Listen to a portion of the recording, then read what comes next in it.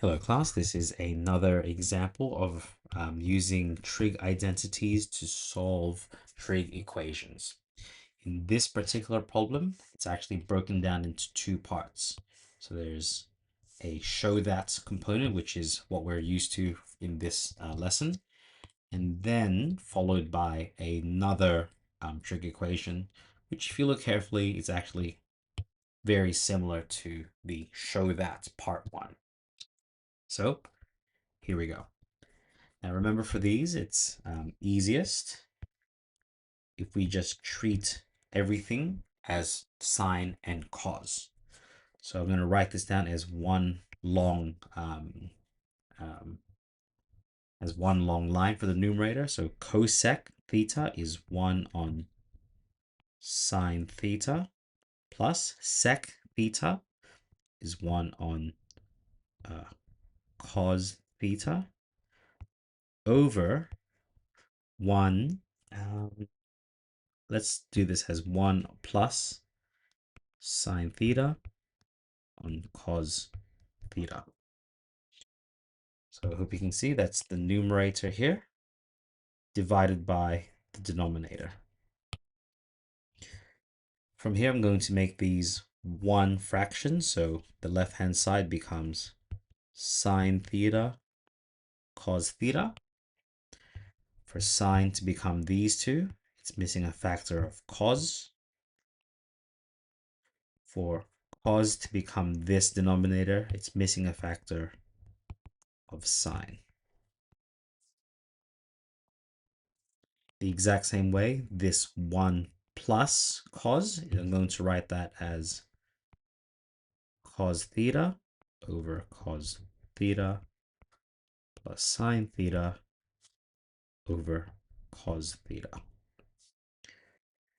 This right-hand side, I'm going to, I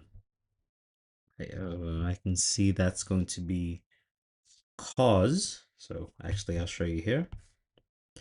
As one denominator, it's written like this.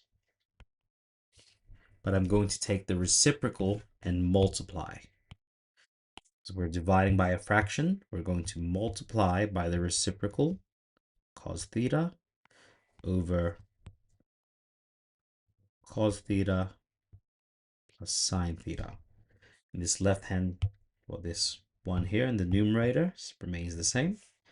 And now I hope you can see there's a common factor in the numerator, cos theta plus sine theta. Cos theta plus sine theta. Those all cancel out. And this cos theta and this cos theta cancel out, leaving us with 1 on sine theta, which is cosec theta, which is the right-hand side, which is what we're exactly working with here. There we have it. Now, for part 2, it follows immediately. Hope you can see that this is actually very similar to what we have here. It's got these 4s going on. So for that one, we can actually factor that out. So 4 brackets cosec theta plus sec theta over 1 plus tan theta. Now for this one, since we're going to be solving this, we're going to be equal to -8. From here, I hope you can see that all of this that I've circled in red is the exact same as part 1. So this actually becomes 4 cosec theta equals -8. Dividing by 4, I get cosec theta equals -2.